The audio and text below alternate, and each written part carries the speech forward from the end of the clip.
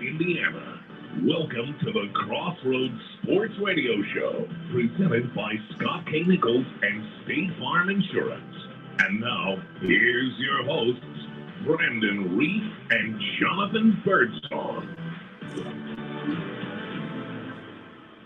Good evening, ladies and gentlemen, and welcome to Crossroads Sports Radio, episode number 279. I'm your host, Brandon Reef. We are back. We had a week off. Excuse me. We had a week off last week for Thanksgiving, and I was sick, deathly sick. So it was a good week to kind of recharge the batteries and prepare. As we've got big show lined up this evening. We're going to talk NBA. We've got plenty going on with the association with the in-season tournament. We've got college basketball to talk this evening. We've got college football conference championship week. We are here. It's finally here. As sad as it is, we are at the conference championship weekend. So we're going to discuss those games. Myself, Jonathan, Tanner's going to join us tonight later on. We'll have that and more, talking the college football world. We've got news with Indiana Hoosiers football. Tom Allen out as head coach at IU, so we'll be looking for a new coach there. A lot going on. And then we got NFL, obviously. We've got the Indianapolis Colts, local team here, and then our favorite teams throughout. My Steelers. We'll talk just news and notes from around the NFL. So can't start the show. We got some news and notes tonight we'll finish up with. And we've got our guy, my co-host here, Jonathan Birdsong. JB, how are you? What's going on, man? Just navigating, just like everybody else, man. Brandon Reef, man, it feels like, I know we was podcasting last week, man, but it feels like, you know what I'm saying, how many things have happened since, you know what I'm saying, between time, man, whether it's been, you know, former coach, Frank Wright getting fired, or Tom Allen getting fired, or, you know what I'm saying, some of these, latest college football polls, man. I know we got a lot to talk about, but like so much has happened, man. And you know, even I'm that's just on the football side, Brandon. You know, we even got basketball to talk about, man. So like, man, let's just kind of jump into it. Yeah, let's dive right in. As I mentioned, I kind of gave them the rundown ahead of time, and then you know, it's last week was a good week to everybody just kind of charge the batteries, enjoy the holiday for those that could enjoy it. For those that don't know, I was deathly sick with the COVID. The Rona got me, John, again for the second time, and this time it was worse. It was bad, man. I didn't really start feeling a little better until really Sunday, and it first hit me last Tuesday, and I started feeling worse Wednesday, and it all went downhill Wednesday night into Thanksgiving and into Black Friday. So I didn't leave the bed. Oh, man. I was 3 days in the bed, at least in the bed, didn't get out. So it was tough. But besides a cough, sorry you're going to hear a cough throughout the night. I am on the up and up, getting better, fighting a sinus infection as well. So we are on the way. Oh, all right, let's dive right in. NFL, John. We didn't do our NFL picks last week and the week before. We got bad at it, so that's kind of in it. But we'll just kind of recap some of the week itself. John, the Packers on Thanksgiving Day knock off the Lions 29-22. The Lions are now 0-16 on Thanksgiving when there's a waxing moon. Yeah. Oh wow, keeping the tradition alive. I guess. Yeah. You could say, man. Now, you know, Brandon, like there's a lot of breakdown with that game. When you think about it's a game Detroit, like you know what I'm saying, you wanted to distance yourself from anybody else in your division. Dude, the Chicago Bears can still make the playoffs if they can win like 2 games. You know what I mean? So Detroit, again, we think Detroit is the best team in that division. They didn't play like on Thursday. You know what I'm saying? That's something that's concerning, should be concerning for them if they're thinking about a multiple playoff run. Like, could they win a game? Yes, but like, it's just gonna get harder. You know what I'm saying? As the playoffs start, actually, Brett, it's gonna get harder as the season continues. So, you know what I'm saying? For that fan base, again, you know what I'm saying? They're sitting, you know what I'm saying, in the positive this year of all things, right? You can actually say that this year. Sitting in the positive when it comes to the win column. But the Detroit Lions, they need to get greedy because, you know what I'm saying, just because you have Just because you might have home field advantage, doesn't that necessarily mean, you know what I'm saying, I guarantee a playoff success, man. But it's a game that they should have won, because they're definitely better. It's a better selector, you know, so this year than the Green Bay Packers, but they didn't play like that on Thursday. Yeah, I agree. And I'm starting to question. Here's my thing. The Lions, for them to go far, I feel, John, that they're going to have to – they can't have a subpar offensive game ever, because their defense is just atrocious. So they can't have a subpar offense where Jared Goff is throwing interceptions or the completion percentage is below 60%.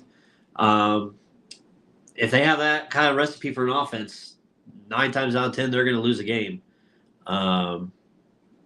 They've had some issues, and it's a big challenge for them moving forward, especially when you get to these teams against these playoff teams. So Lions will battle back this week, John. They're at New Orleans. They take on the Saints Sunday at 1:00 down in Detroit. So we'll see kind of what down in New Orleans. We'll see what Detroit kind of does if they can get themselves a battle back.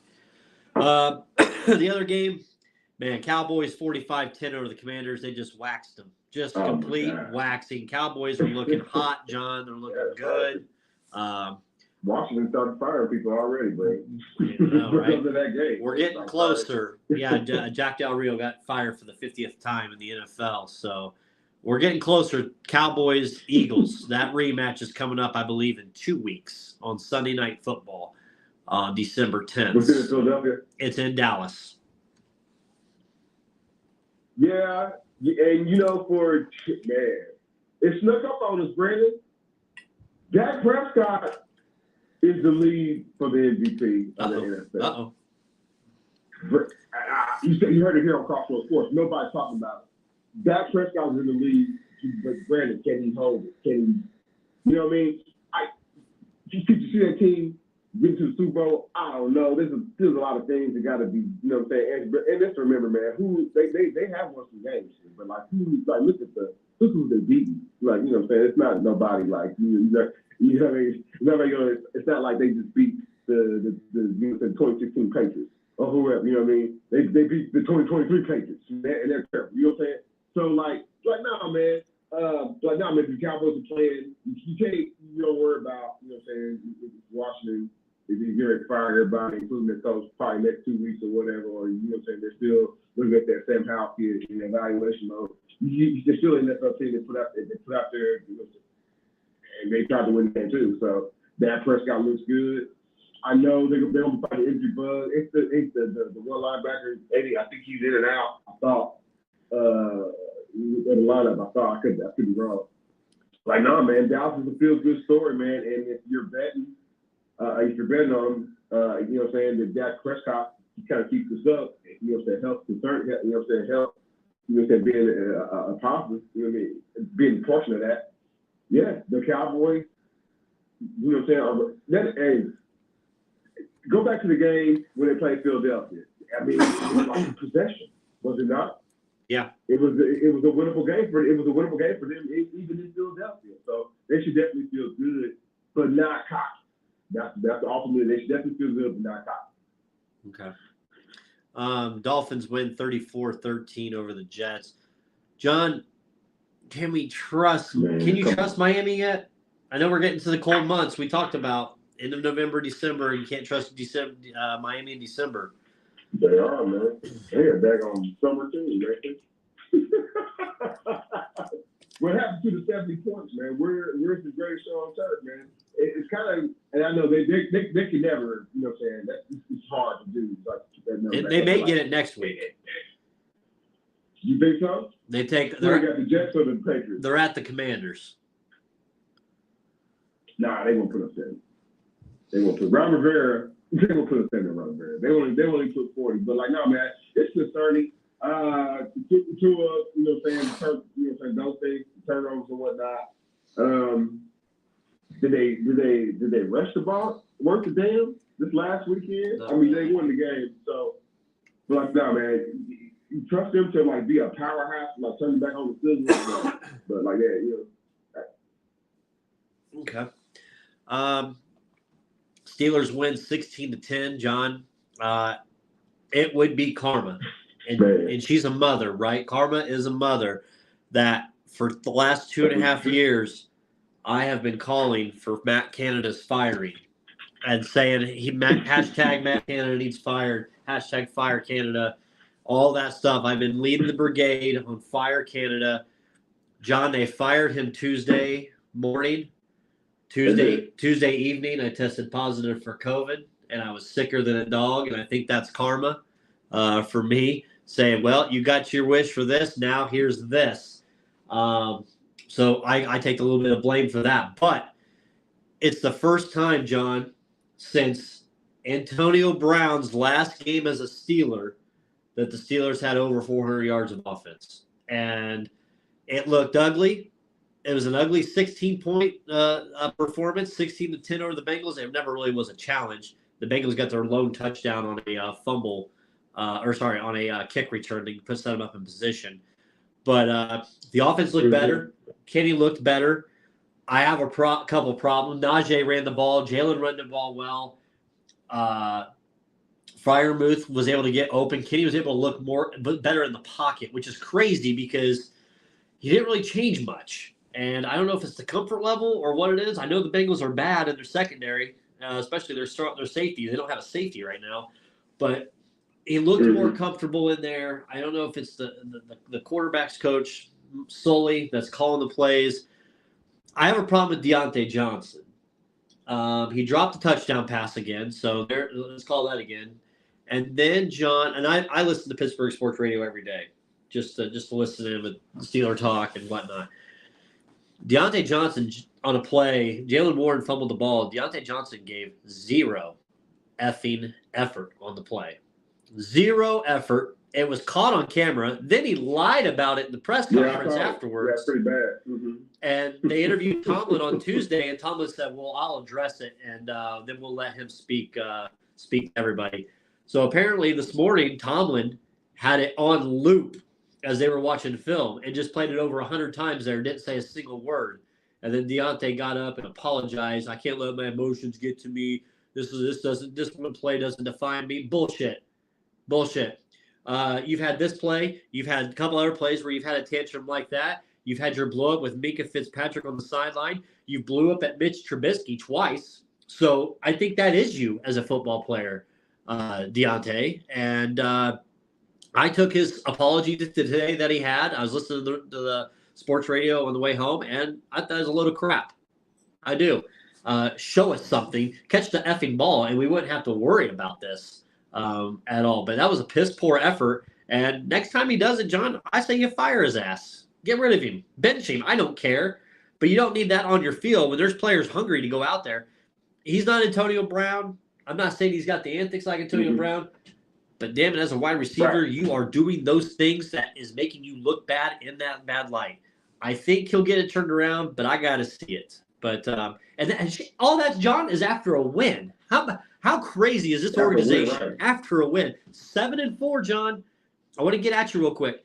7-4. There's it, John. I have a shot where they could finish 12-5. They have a shot to finish 12-5 for the season. You would need Kenny to start throwing touchdowns. Let me read you the schedule, John, and you tell me if you don't see. Go ahead. Or you look at the wins. I got you. Yeah, they're 7-4 right now. I have them as finishing 12-5. They're home against Arizona this week. They are home against the Patriots. So home against the Patriots. So there's a 2-10. There's 2-9. So that gives them 9 wins right there. I put them at 9-4. Week 15, they're at Indianapolis. You really don't know what you're going to get with the Colts. Jonathan Taylor will be out. We'll talk about that in a bit. But you're at Indy. Right. So you got to feel like you're going to probably have and the Colts, the Steelers have had the Colts' number the last, 5, 6, 7, 8 years that they've played. So I'll mark that as a dub. Then the next week, you're home against the Bengals again. This time you're home against the Bengals, against the backup quarterback, Browning. So there's a win. I like to win against the Bengals. Yeah, so there's a win. Then you go week 17, you're at the Seahawks. Is anybody going to talk about the Seahawks and Geno Smith? How much they're sliding? How much they've lost the last 4 weeks? They do not look good. So you take on the Seahawks, and then Week 18, it's basically for the division. You're playing at Baltimore, and you've already beat Baltimore once. Right. So and you play at Baltimore. So right there, John, I have them at 12-5. It's say they lose to Baltimore. You got them at 12-5. 12-5 losing to Baltimore. No, man. Couple of these games gonna be some knuckle sandwich games, man. So I'm not to Who? say that you are openly. It ain't Arizona. Gonna be the coach. I just told you. Hold on. The coach is gonna be a tough out for him, and then that Transcontinental Seattle game, like that game is gonna be real muddy. And I get it that you don't now believe in Geno Smith. I get they have slid, but they do find ways to win games, man. So you might. I'm not saying you're not looking at double digit. Pittsburgh Steelers not looking at a double digit win season this year, but I don't know about 12 wins. Even losing those 2 games, they're 11-6. Because that puts them 4. That has them winning 4 of their last 6 games, and that puts them at 11-6. But the NFL still hadn't had a tie yet this year, man. It ain't gonna be the Steelers doing a tie. There's some. That's gonna happen this week with or a couple weeks from now, or no, it's this week with the Panthers and the Bucks. That'll be your tie. But no, I just this team, Kenny. I feel a little better on Kenny, but you can't have a true picture on Kenny Pickett until you get this new offense underneath him. The offense ain't going to come this year. It's going to come next year when you get a new offensive coordinator in there, right, and you can finally get your true tell of what Kenny Pickett is as he picked it up. Because the last couple of weeks, John, even in sports radios on it, and I've called into their shows, and I've done a couple Twitter lives on it. Is he was scared in the pocket. It's like Canada said, whatever you do, don't turn the ball over. Don't turn the ball over. And that's why he had 200-some passes without a turnover. And it's like, you know what? Just don't turn it over. Don't kill the team. And we'll hope our defense will bail us out to where we got great field position. That's basically where we were at the last 3 years. And even this last year with Kenny. So maybe we'll see some movement. Maybe we see some change. We're looking at week 13 right now. And, the Steelers right now are 7-4, 1 game back of Baltimore. And they still got a date with Baltimore coming up. Baltimore's got a tough schedule to come up. They've got the Jags. Right, but then they've got the Niners, and they got the Dolphins. Mm-hmm. Right, but then the other 2 teams in the division are heading south. The damn self. You know what I'm saying? Most of those teams kind of lost their quarterbacks for the rest of the season. And though they are strong on the defensive side, man, their backup, are up to par. So. Yeah, man. Looks like the Pittsburgh Steelers and the Ravens it's gonna be another showdown for them in the division, man. Who knew?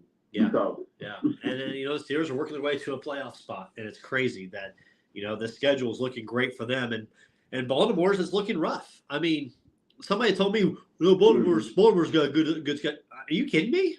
I called you out. You're at Jacksonville, you're at the Niners, and you take on at home against the Dolphins. Those aren't slouches. I'm sorry. Neither one of them. Yeah, those are none of those 3. And this week you have a bye week this week, and you come back next week and take on the Rams. Now the Rams aren't the greatest, but the Rams are looking a little bit better at least. So to me, if you would ask me, I think the Ravens probably have the hardest schedule left in the league out of all the teams. Rams, Jags, Niners, Dolphins, Steelers. That's 4 of the 5 teams, right? 4 of the 5 teams right now are in the playoffs that they'd be playing to finish the season. So we'll see. We'll see what happens. That loss for the Ravens in week 3 against the Colts. That looms. You lost the game there. You shouldn't have lost. Technically speaking, and you lost that game against the Browns, where the Browns came back with final 5 minutes of the game. So, you have that. Looking ahead, John, Indianapolis Colts. Colts win 27-20. Coming out of the game, Jonathan Taylor, thumb surgery. It came out of the blue yesterday morning, and he had surgery. Mm-hmm. So he's going to be out 2 to 3, at least 3 weeks through the Steelers game, is what I'm hearing. So Colts tough losing there, but they've won 3 in a row, John. They go to Tennessee this week, and then they go to Cincinnati And then they're back home against Pittsburgh. But Tennessee and Cincy, you should go down there and take care of your business on the road at both places. Tennessee may be a little bit harder. Maybe they'll come out and play or something, but they're not looking as good as they've had in the past. But Cincinnati, that should be a win for them, you would think. And then you take home the Falcons. So, my goodness, man, how many times did Baker Mayfield either put it on the turf or get sacked? Yeah. How about your man? It was just bad. Who's that? Your man, My Shaq. man. You're talking about your boy, your homie. Brandon want to talk about some smut. Listen here, y'all. Uh-oh. There's no way you could take $8 million from me and then tell me come back up to the work, come up to the suite, and you can have all the shrimp you can eat, and we're gonna have a video package for you, and cocktail sauce, and everybody's gonna wave for you. But like, no, man, $8 million, man, don't worry about it, man. You know, wave to people. That's hell no, man. That's crazy and bizarre at the same time. Brandon, I get it, man. Eric, all these athletes want to have their moment and like wave. Like if you have established, like let's be honest, man. Like the maniac, Darius Leonard, Shaq, man, however you want to say, man, he like we kind of talked on the show Cat episode, man. We thought it was gonna be a longer evaluation period. Coach was like, no, Cole, and like, man, cut it now. Right? So that's what you're kind of dealing with right now, man. We'll get to the owner and his black mama in another segment, y'all. Because I don't want nobody think that we just tiptoeing over everything. But like, no, it was just bizarre, Brandon. Like, there's no way. Like, remember when where are we at, Brandon, now? Remember when you used to get cut and it was like personal? You know what I mean? Kumbaya. $8 million and like everything like he's ever done, but like, Brandon, like he didn't have a punch out. He hasn't had an interception. I know it's kind of hard to get an interception for the middle linebacker part, but like the dude they brought off from the street, Harrison Jr. Or what I think is his name. Yeah. I could be Hutchinson Jr. I could. Yeah. He comes off and like the dude off the street and like it's like either AI wrote it or the powers of be. It was scripted, man, because like he gets the interception, man, and this team. This team in the secondary, it's safety, and then like the cornerbacks are playing better. I get like we still waiting on pretty pay and like and that pressure, like you know, saying that we want to see in the same vein that we had when the coach had, you know, saying oh my goodness, the name is escaping, but you know, the Dwight Freeze of the world and whatnot. But like, no, man, that was just bizarre, Brandon. Chuck Leonard in the booth, like he just got cut, and then he's at the game on Sunday. I'm actually surprised he made it there to the game. I heard rumors. I heard rumors that he sprained his finger pushing the elevator button. Stop it. I mean, as hurt as he gets. Stop it, Brandon. So I haven't heard, but here's the thing, man. I haven't heard anything about him being because any team that picks him up, they got to pay. You know what I'm saying? Cowboys. That money that's due. His name got mentioned with the Cowboys? Yeah, he met with the Cowboys twice this week already. Man, go on up there, man. He ain't gonna get. He's gonna get less of a leash down there than he would get up here. So I think he's got less. You talking about play? Yeah, he's not gonna make. He wasn't making plays here. So when you make play, you had all the playing time in the world. You didn't make plays here. You're gonna go down there, have less time to play. He was talking about the system. Gus Bradley didn't say. Well, then go get your ass to Chicago then, because you played well in Eberflus's system. So go up there. He's not gonna last. But Eberflus on thin ice, man. It's gonna be crazy. Man. Half of the Philadelphia Eagles coaching staff. They used to be Roger Frank Reich and Eberflus and all them. They're gonna be unemployed, man. Did you believe Adam Schefter said that he believes there's gonna be 8 to 9 different openings in the NFL this year? 8 to 9, really? 8 to 9 teams, as many as 8 to 9 teams could be open head coaching positions. I wouldn't be surprised. I say that I shouldn't be surprised, man. If Tampa Bay fires their coach, I'm gonna say that's unfair. I couldn't see it change. Why would Atlanta change? You know what I'm saying? I'm just thinking some things that stink or are bad. I've got a few. Buffalo? Did you see Buffalo? No. They're gonna fire my man finally? No, I think I've got 5 teams. I'm trying to think of 9, but I've got 5. Um, Actually, I got Mhm. 6 because you have an interim coach in Vegas, so you have to hire a new coach there. You Right. It is. Ron Rivera, he's probably going to be gone in Washington. Yeah, Carolina's got an Washington. opening. That's correct. Carolina's got an opening, so that's 3. Right. You don't know, but it's possible that New England and Belichick could. I'm not saying he is, I but think it's going. I think it's going. there's a I think it's going to possibility. And then for somehow, happen. and my other one, John, I don't know how he's done it because I tweeted all about it on Monday and I kept waiting on Tuesday. Whatever Brandon Staley has done to keep his job out in Los Angeles, he's got something on some people out there because that man still has his job. I don't know how.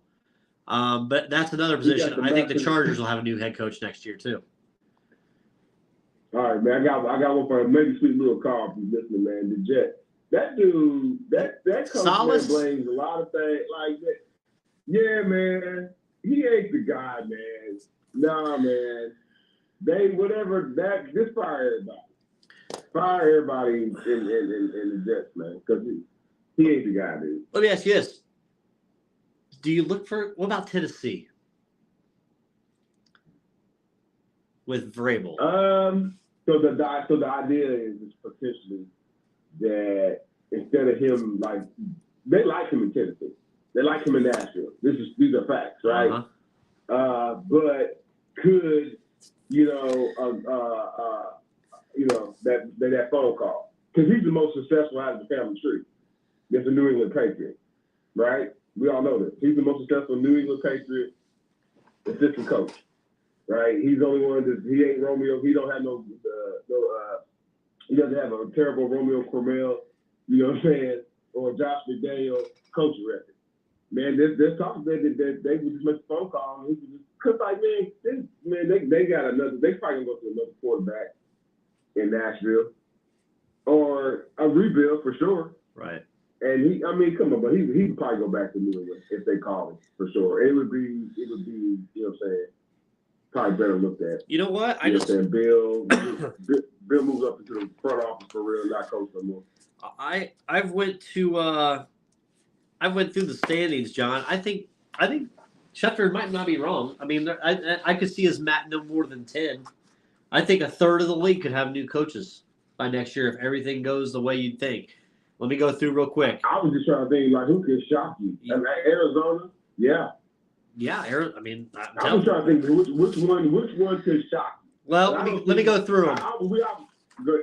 So, yeah, Arizona Cardinals, Las Vegas Raiders, Washington Commanders, Carolina Panthers, New England Patriots, Los Angeles Chargers, New York Jets, Tennessee. I'll use Tennessee as my surprise if they get rid of Vrabel. New York Giants, Dable. That ain't working out there in New York. Chicago, Eberflus. And here's, I guess, a bigger surprise, John. I think Kevin O'Connell in Minnesota. I think his job's safe because of the Kirk Cousins injury. But I don't know. You're 6-6. I know you're battling. And I didn't even use Tampa, Todd Bowles. You could add that. That'd be 12 coaches. That's what I'm saying. I said if Todd Bowles gets fired, it'd be a little unfair, man, because again, he don't have his quarterback, the one that he really wants. You know what I mean? Right. That'd be a little unfair. Dable, you're Jim Harbaugh can't interview for all these jobs, Brandon. Yeah, I mean, watch him. They're not dealing with that. Remember how many jobs he interviewed for last year? Right. Yeah. Minnesota. He was interested in Minnesota job before O'Connell took over. Let me ask you. We gave him a lot of shit over this beginning of the show.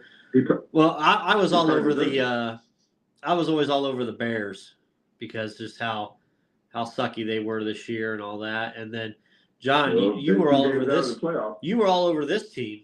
They've won 5 straight, and Broncos country. Let's ride. They've ride. Broncos country has rid, and I want you to know, folks, they're not beating chumps. They beat the Packers. They beat the Chiefs. They beat the Bills. They beat the Vikings. They beat the Browns. Those are all teams that were battling at the time for playoffs. That's 5 wins there, and you take on the Houston this week. Denver's rolling, John. 6-5, won 5 straight. Maybe Russ and Payton are cooking now. Bronco country, let's ride. Yeah, it seems that they're on the same page.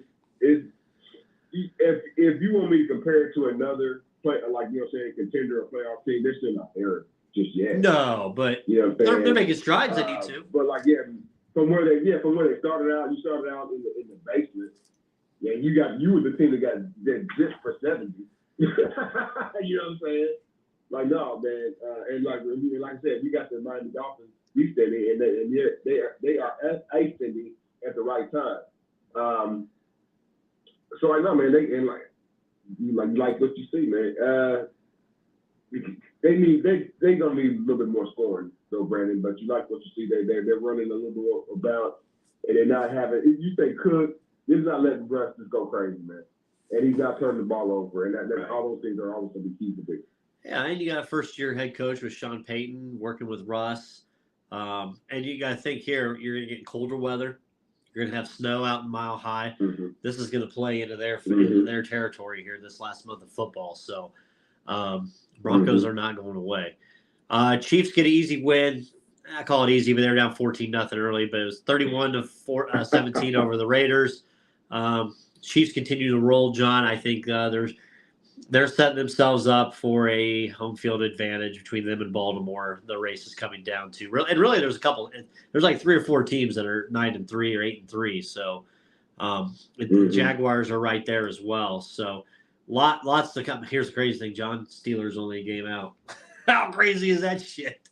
Only a game out from home field. Unbelievable. Great, probably best game of the week was Eagles and Bills, John. Bills, we thought they had it. Here come Eagles. Here comes Jalen Hurts, the tush push, the brotherly shove. Man, this team does not die, John. The Eagles do not die. They win in overtime. This might be the team of destiny this year. You haven't coined a team this year, the team of destiny, as you've done every year. You haven't done one yet. I can't. They real lucky, man. They got a lot of things that happen in their favor, man, but they ain't team of destiny just yet. Can't name the team of destiny yet. It was the blow up. Remember early on they had a little blow up between Hollywood Brown on the sideline, man. Like AJ, not Hollywood. Oh, shame on me. We'll edit that in post now. Yeah. AJ. But yeah, AJ Brown.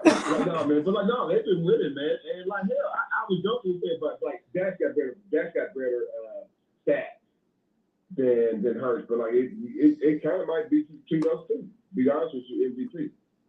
Okay. But I think that's gonna win. Okay. Like I said, I think Dallas wins the game coming up in Dallas. I really do. I said it when they played earlier that that game meant more to Dallas than it did Philly at the time, and I still say, obviously, that it does the same thing coming up. It means more to Dallas. They need this win in 2 weeks. That's why this week's game, Dallas plays tomorrow against the Seahawks at home. I think it's good that they play on a Thursday because you're not playing on a Sunday where you're a week out from the game and your mind is somewhere else and you overlook this Seattle team that could come in and possibly squeeze one out somehow in Dallas. So I think on Thursday night you still got that mental advantage. It's not a short week for you because you played on Thanksgiving. So I think they can still come into this tomorrow night, get a nice win against Seattle, and still be prepared for Philly, who's coming in next week. Because Philly's got a tough one this week, John. I mean, they got the gauntlet. They just played the Bills. This week they play the 49ers, and then next week they go to Dallas. So that's a gauntlet. They got a tough one there. And if they go 2-1 or 3, my dude 3-0, I guess Jalen Hurts will be the MVP, won't he? Like, yeah, man. So get down, widen down, man. You know what I'm saying? Serious football being played, man. So we'll see. Yeah. Steelers and Cardinals, Colts at the Titans, Chiefs at the Packers, rematch, Super Bowl I. And then you got Monday Night Football is Bengals. Right now it's Bengals at Jags, Monday Night Football. You got 6 teams on bye this week, the final bye week. Ravens, Bears, Vikings, Giants, Raiders, and Bills. Buffalo, John. the wagons are. I think the wagons are falling apart. Buffalo 6-6 right now. Technically, you're in the 10 seed right now, half game back. But it's a log jam. Colts, Texans, Broncos are all a half game up on you. Just a log jam for the Bills. It's the interceptions, man. The quarterback interception, man. High risk, high reward. Like I said, it's high risk and high reward, man. They want to throw with him, man, and he gives it up at critical points of the game, Brandon. But they can't. But like the other people on the team, though, Brandon, you can't be like this finger. They got a finger point issue too. If they retain the coach, because you know they're gonna retain the quarterback. You know what I'm saying? They're gonna trade him or anything like that. Right. If you retain the coach, I think they still got to also address the running back situation because it's not. It's okay. It ain't nowhere near where she's that dynamic. And like I said, like you know, you gotta know, man. Over the course, the season's not over, but like you know. Like, dude, you got to turn down. The interceptions they got to stop because that's what's holding the Buffalo Bills back right now. Josh Allen's interception. Right, I agree. All right, let's talk Pacers. Pacers, John. Man, they let one slip the other night, John. This team cannot, and I understand, you know, they're playing well in this in-game tournament, and it's cute, and yay, they're doing everything right for that. They're in the Final Four. We can hang a banner up in Bankers Life, Conseco. We can hang a banner up in there. They take on the Celtics Monday night at 7:30 at home. Bucks will take on the Knicks, and then Lakers and Suns, Kings and Pelicans. I'm not as concerned about the in-season tournament with them, John, as I am how they're playing right now. And you have lost a stretch of games at home. Home games, John. They're getting ready to go on a big low road trip. You've lost games at home to Chicago, Charlotte. Who's a hot mess? The Magic, the Raptors. The shitty Trailblazers, John, that's 1, 2, 3, 4. That's 5 games at home. You are 6-5 at home, I believe. Or actually, no. Something like that. 6-5 at home. You're 9-7 overall. We can't be in March and April looking back and saying, damn, if we just had this one, if we just had that one. Because all I'm hearing from people as well is, hey, but guess what? We're in that play-in tournament. We're in the tournament, baby. We're in the Final Four. Okay, that's nice, but this team is if they only get up for those games, that's a problem. Like we should not have lost to the Trailblazers the other night. We should not have lost to the Raptors. We should not have lost to the Magic. We should not have lost to the Bulls. Should not have lost to the Hornets. Those are home games. Slow down, man. The Orlando Magic have leveled up, but it's early on in the season. It's early. They're gonna topple out, but I see what you're saying. I see what you're saying, though. I'd be fine if it was a road. The Portland game, the Portland game, you basically lost. You know what I'm saying? You lost to a young team that doesn't necessarily, you know. And they were on a back-to-back. They were on the back-to-back, not us. Yeah, and it's wild when you break down those stats, man.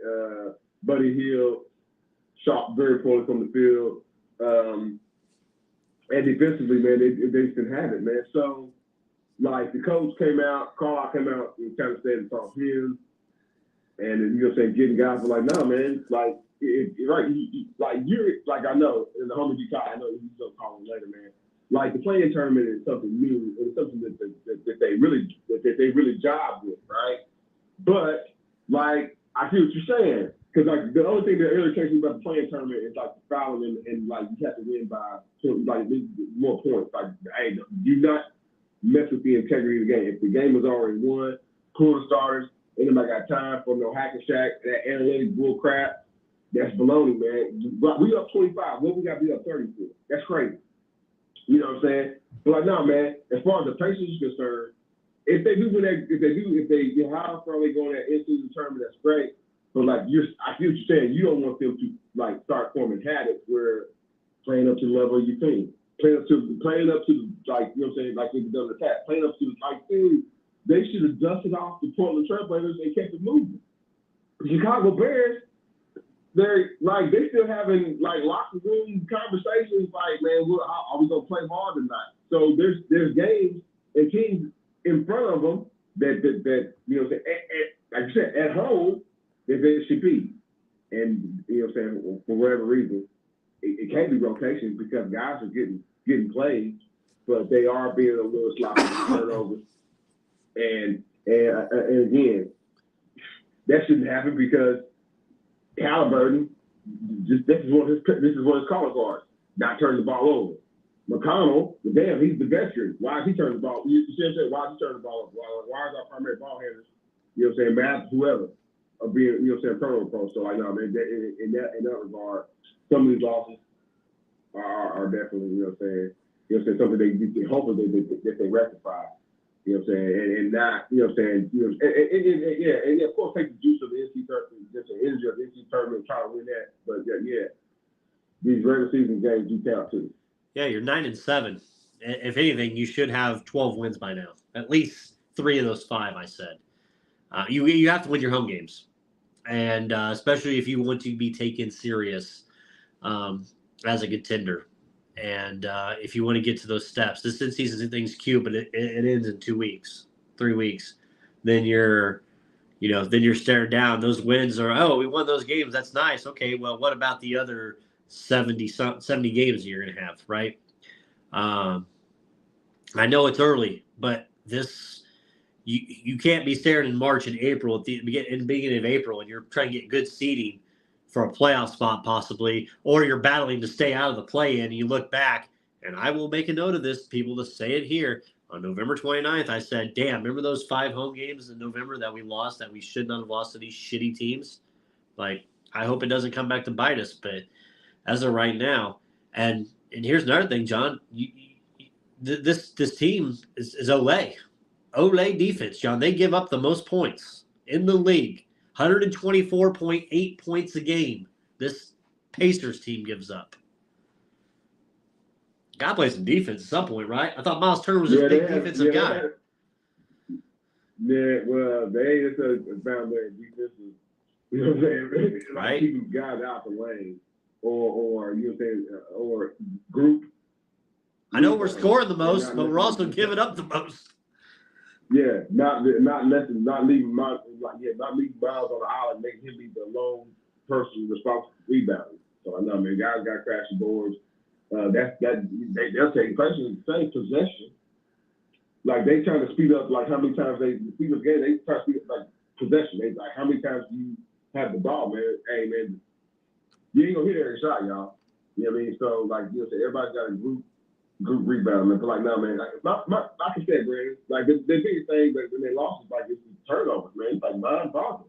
Yeah. You know what I mean? But the first team, they want to be an offensive-minded team. They stolen and taken pieces of like the old Phoenix Suns, like Hurst to get the ball over. Like they hurry. Even if the other team score help, they trying to hurry up and get the ball over in a certain amount of time. They also had to be smart though around who's shooting the threes and like who's also being a one-on-one player. Like again, Brandon, I will give you all what you want when you say, hey man, the homie Obi Toppin is not a three-point shooter. You're absolutely right. When you say that, he's the highlight guy over the throw over, you know what I'm saying, type, but he's also the guy that get rebound. Yeah. Buddy Hield. Buddy Hield. He's our marksman, right? He's our other, you know what I'm saying, marksman from downtown or whatever. But like my goodness, man, I seen him Olay. Like one-on-one.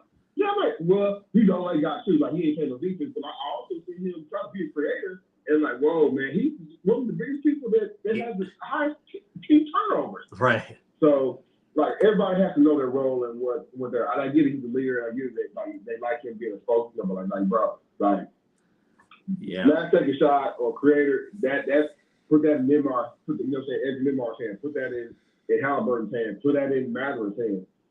Not his hand, but Hey, Carlisle knows the team, not cross-road sports on the bird. So. I think they're rectified, but I see the first right here. The pace should be double-digit win. Yeah. And not, what I'm saying, stuck around, not stuck around, floating around 500. Right. Absolutely. Man, old boy Josh Giddey, John, he's in some hot water. NBA investigation. Giddey, who's 21, I guess social media has some photos of him with a junior in high school, possibly dating a junior in high school. Man. What the hell? Did you check the ID? You know what I'm saying? That's one thing. And did he know? Oklahoma, I guess they didn't. Well, they got some strange rules down there in Southwest and in the South. But the NBA, they said the NBA is investigating why it's always investigating. Right? That's great. Yeah. We got that going on. We just got breaking news on Twitter right now. Apparently, Ryan Shazier's wife is going scorched earth on Ryan Shazier, exposing him for being a cheater. She's posted all these videos and pictures and chats. Oh, boy, he's getting called out now. Come on, people, get your shit together. God, it's all over Twitter right now with him. So, interesting. What else do I have, John? We got college football we're going to talk about here soon with Tanner when he calls in. Couple news and notes. Actually, let's talk Ball State. Let's talk Ball State football. They lost a game the other night against Miami, Ohio, the rivalry. They had a good chance. Field goal was just not even remotely close. Head coach Mike New's been there for 9 years, John. 8 years already. Mm-hmm. And we were talking. Is this it for Coach New? Do Ball State, do they look a different direction for a head coach? Because all these head coaches changes being going on in the college football world. Does Ball State do it? And then Peter Thamel came out the other day. Coach New is returning to Ball State for his 9th year. First-year athletic director Jeff Mitchell, quote, plans to explore the program and fully understand better ways to maximize football results. New has created strong culture and belief in the locker room. Decision is an acknowledgement that the job is difficult, and Mitchell aims to figure out a path for Ball State to consistently compete for MAC titles as he'll analyze scheduling, resources, and NIL to help position Ball State football. First text I gave to you, John, is what the hell happened to all that SEC money already? I mean, what all those millies we got? Right. So, the athletic director's name is Jeff Mitchell. It sounds like, man, he said he's going to analyze. I like he's invested in it. I do. I love he's invested. Right. So, y'all have to recruit some players, man. Or, invest in some NIL type of money. Because there's some other guys on different rosters. There's a kid I was watching, I can't remember his name right now. He played for Penn State last year. Wasn't getting playing time at Penn State, transferred. However you do it. Brandon, I don't believe in transfer up, transfer down, transfer side to side, whatever. So he transfers to Penn State. Guess what, man? He's now, getting back up. It ain't nothing wrong with that, man, because in Penn State, man, it's a long jump. The homie basketball Paige Sparks, right? He transferred, I know we're talking about football, he transferred to IU. He was all MAC at Ball State. Playing time, winning, and they won games, man. I get it, man. You got to win your quad, doing all that craziness. You had a bad with Ball State, had bad loss this other night against South Alabama. Yeah. Like that, got rolled. But the point is, man, Ball State should have been already had and learning and trying to see like how they can improve it. Like, man, I think Coach News, he's passionate. Yep. He's invested it because like remember he was at him and the football team. They showed up at the golf house. So yeah. He's about the university. He wants the university to see, but like man, it ain't nothing against the guys and the athletes that we've had, but you have to have layers of talent to compete not only in the MAC, but but also take it out of so that the Power Fives like it ain't just it. It ain't just it. It's just you too. You try to get noticed. Hey man, well Ball State 13-1 or Ball State 12-1, not 13. But why are we just automatically sending Ball State to whatever Mac Bowl, Detroit, you know what I'm saying, the most Super Bowl, man. No, man. So you have to, you know what I'm saying, Ball State, it's on Jeff Mitchell, athletic director, it's on Jeff Mitchell, and Coach needs to figure out like how they can make Ball State more of a, because they have nice facilities. They have good facilities. We've been down there, we visited. You know what I'm saying, how it's grown from when I was time as a freshman, and everybody knows when that was in the 90s, right? And I know when you were there, you can kind of speak to some of it, how it's changed from the time 2000 when you were there, and now in the 2023, right? And going forward, like, no, man, they got to find themselves a way to make themselves more attractive. I don't even think people know the Ball State sometimes even has a football program. Oh, you know what I'm saying? What, Brandon? Think about it, man. All those kids that go to Ben Davis. yeah, but the problem is, man, the Mac's on national television every Monday or sometimes Tuesday, Wednesday, Thursday nights where they're getting that exposure. So I think it's better than some other. You don't see the Mountain West. Well, I mean, they on CBS, but that's it. But you don't see like the Patriot League or something like that where you didn't know Liberty or Holy Cross as a team like that. It's not like that. They get that ESPN national exposure with action every week. They do. So you gotta tell these kids and these sponsors. That's another thing. Boosters and sponsors. Hey man, we're on national TV. Like, you know what I'm saying? That's how it's got until the NCAA or whoever comes in and regulates and says, hey man, this is what you can offer a kid, this is what you can't offer a kid, this is how you do, like, man, you're gonna have to start to think outside the box and, like I said, make your program at the university, how you can make that attractive and get people knowing, you know what I'm saying, and wanting to come play for Ball State, man, because everybody don't get a chance to play, you know what I'm saying, at the Power 5. It is what it is. You know what I mean? You know what I'm saying? You know what I mean? So right. Okay. Come over down Muncie way. Come over down Muncie way, man. Because like you said, Ball State is a program that's trying to put dubs. You know, wins in that win column, man. And like I said, Mike News don't get one more chance. I think Brandon next year, like they got to get it to a bowl game. They got to get to, you know what I'm saying, 5 wins, 6 wins, get to a bowl game, man. They got to get to a bowl game. Yep. Real quick, college basketball before we get back to college football with Tanner. Purdue basketball, John, number one, unanimous. Well, not unanimous, should have been unanimous, but number one, King of the country. Yeah, they're unanimous, they had the Maui Classic, Maui Invite last week. They won. They beat Gonzaga. They beat Tennessee. They beat Marquette. They beat those 3 teams playing 3 different styles of basketball. Brandon, I got a question, man. Okay. I know you want to get Brandon. IU fans are saying, Brandon, when has the Maui Classic, looking up, when was the Maui Classic, and when was it introduced to us, and how has it been an important part of basketball culture, right? I had IU, another unnamed IU fans, man. They chimed on the top Crossroads Sports, man, message, Facebook page said, man, that was an unimportant tournament. Can you believe it? The jealousy? When has the Maui Classic is unimportant? I get it. I get it. It's a national championship. Like, everybody wants to win the Final Four, but man, I ain't never heard of that, man. The Maui Invitational was unimportant. That's crazy. But that's just kind of where we at, where the fandom is at. That's just ignorance. Where people kind of the truth, where the fandom is at, and where people, you know, what I'm saying, where programs are at. And again, and I'm not knocking IU. This is here to you know, what I'm saying, raise the roof for Purdue. Dude, Brandon, how many votes was it? They missed by like 2 votes. Somebody said Purdue was like, who else is, like, when you look at right now, the land, I think Arizona's pretty good. Yep.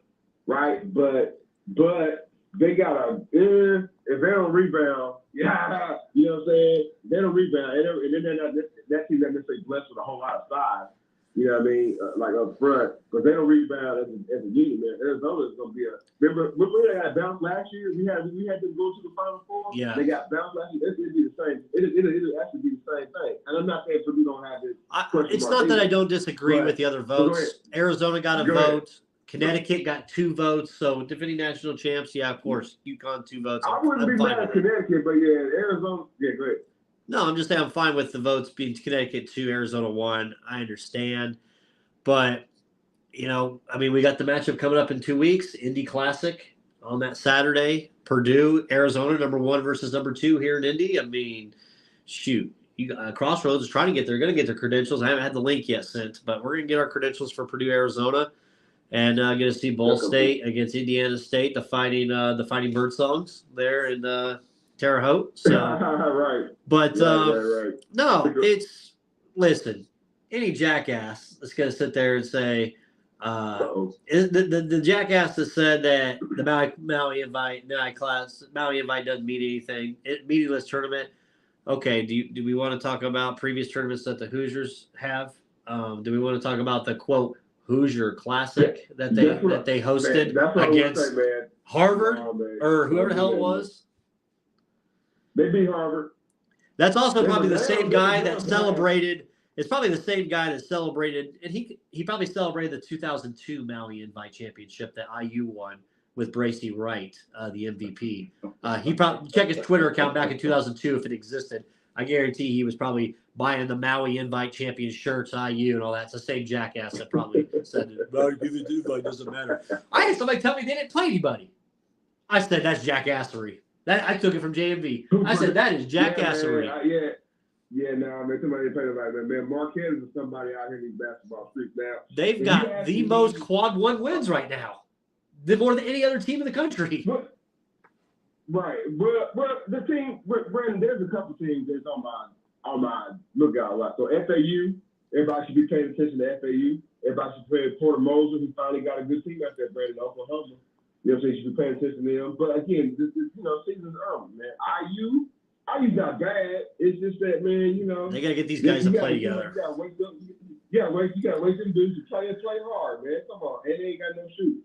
Now from outside, oh my God. Oh my God. That could be a long season for 3-point land, man. Oh, Brandon, and one more team, please. Snoozing right now.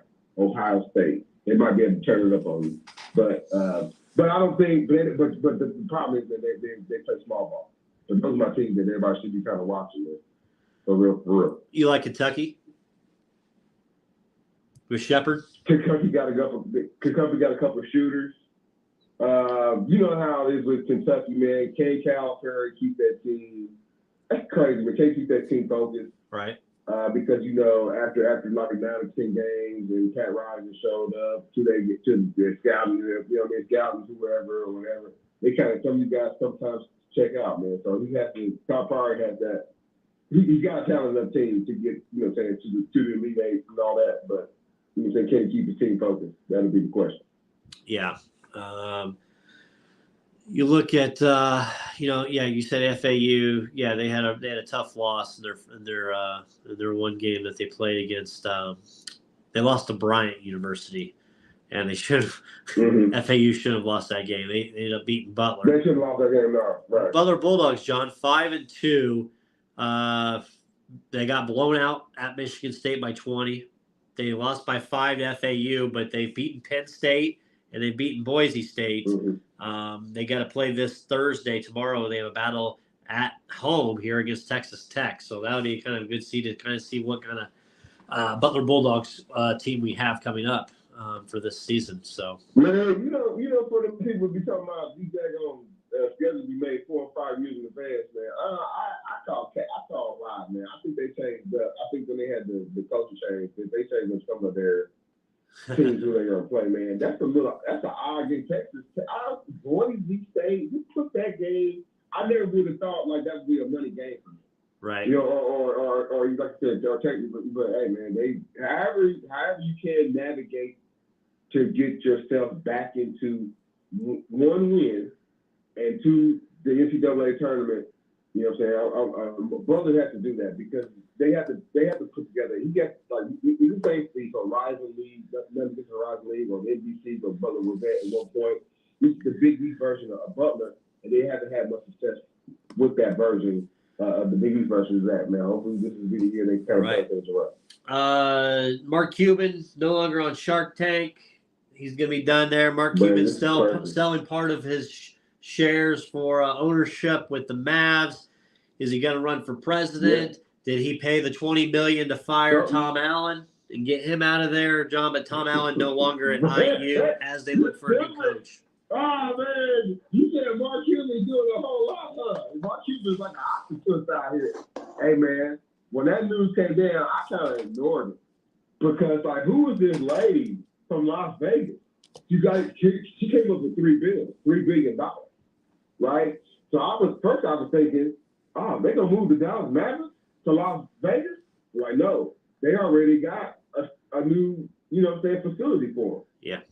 The Dallas Mavericks, so like, they're not moving the team. You mentioned he's not part of the TV show no more. You mentioned him running for president. All these things are kind of up for par, and he still has a minority ownership in the team. I think it's more so, Brandon. What I kind of also heard is that he's going to try to bring a level of Vegas-style gambling to the Dallas area. Okay. I've never been to Dallas. Have you? I have not. All right, we got to call one of the homies that we know. I'll go through the road today. I think the coach artists is in Houston, man, but I know by the way we have to find out anyway. That's a bunch of show stuff. But listen, Brandon, we'll find out. But that's what I heard, man. They're going to try to bring a Vegas level gambling and and entertainment to the city of Dallas. Interesting. Okay. Well, we'll see what happens. Before Tanner calls in, John, WWE Survivor Series on Saturday night. I was at least not in a coma. I was not in a coma, but I will tell you this. I'm glad I gave you a little. Did they give you a little life? I marked out a little bit.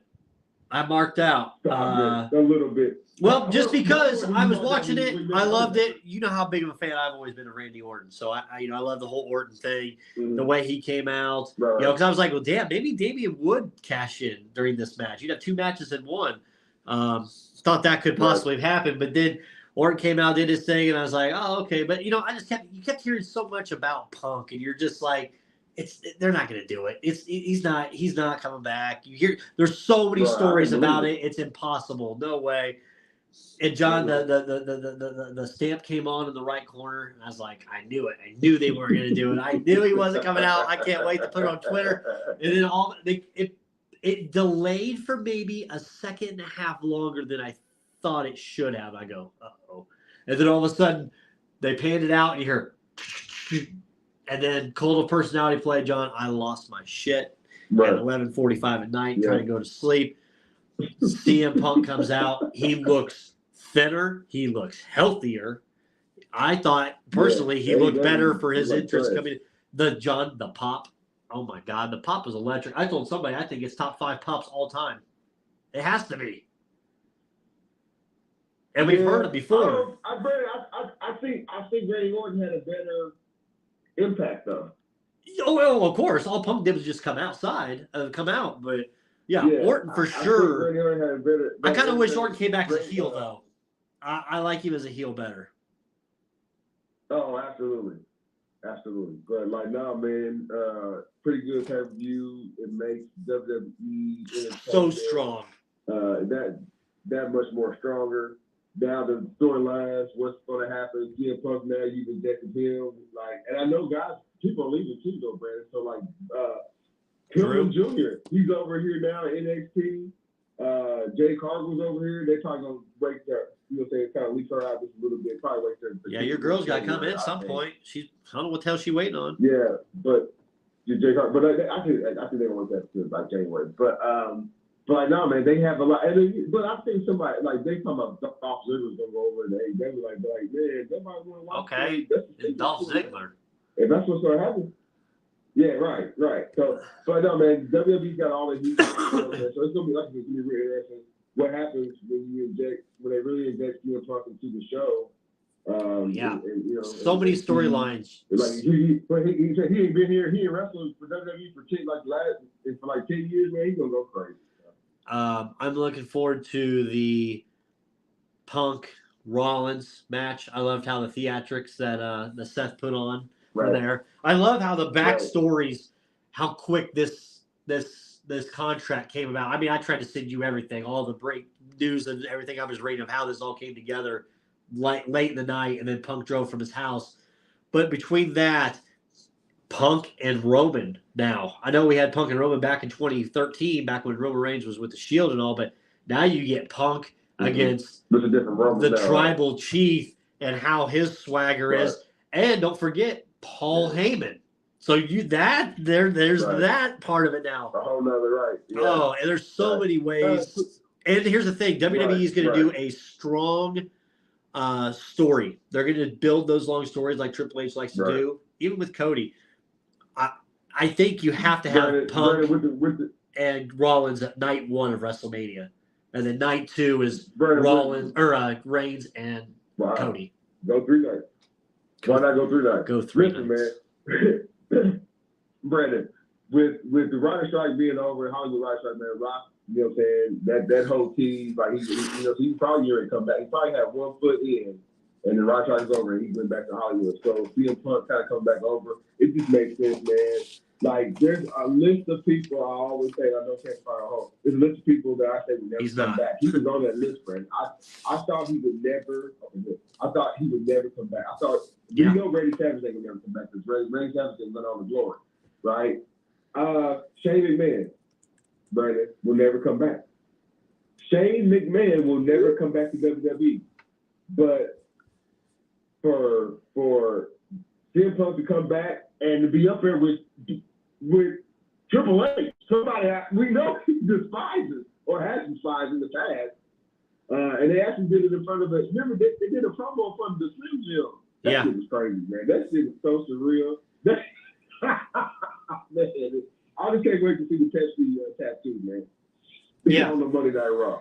Yeah, and we're not sure what show he's going to be on exactly. And, it sounds like Punk was very open. Yeah, I think he was very open, very honest with people. Didn't rub, WWE basically said, I read today, Nick Khan and Triple H said, hey, this is what we expect out of you. This is what we want out of you. And Punk said, yeah, sure, let's do it. So in his speech that he gave to end the show on Monday night, it ran a little. They had to shorten it up a little bit because there was a timing issue in the Orton match against Mysterio that happened. So they had to shorten up a couple sentences that Punk was going to say. But he said, "I'm home," and I don't think that's just him saying it to, hey, let me just say it, I'm home. Man, that was crazy, Brandon. But John, doesn't that just show to you like he knew, he knows just how good it was, and this is what didn't make him. Ring of Honor made him. Well, but Brandon, everybody thinks when they leave, like think about it, even when guys from the past talk about when they left WWE went to go work for WCW, they say, yeah, the money was good, but it wasn't the same. They always say it wasn't the same. Right. Well, me and you always, we keep it right 100, right? AEW ain't WCW either. You know what I'm saying? Well, some of their gimmicks. It don't even look like it's WCW. It's WCW 2000 sometimes. Hey, what do you think of Swerve Strickland, man? Good. I love Swerve Strickland. They got a good. Brandon, AEW got, I don't want to throw crap on them. They got a good roster, man, but they got him in. Him and that Hangman Page match was horrible, man. That bloody match. It was, but I like Swerve, man. I like his guy that does the dance for him, too. We got to do that. Me and you got to do that coaches one night. He'll be back. He'll be back in WWE. Swerve when I drive. Swerve when I drive. Oh, yeah, I'm going to get JB doing the Swerve when I drive out there on Pennsylvania Street, downtown Indy, outside of Coaches. Oh my God! I like it. I like the song, but I like that Swerve. I like his swag that he comes when he comes to the ring. I forgot he was in WWE, and they just didn't use him right. But they didn't use him right at all. Yeah. We'll see. I think also, here's my other thing. I also think a little bit he won't admit it, but I think Punk also knows there's money to get got in WWE now that they signed with Endeavor, and Endeavor took over. Yeah. Between UFC and WWE, there's money to get got, and he said, I'm going to cash in. Well, I still have some time left. So, he ain't stupid. Contracts are flowing. So, another guy that's not stupid, John, it's time to bring him on here.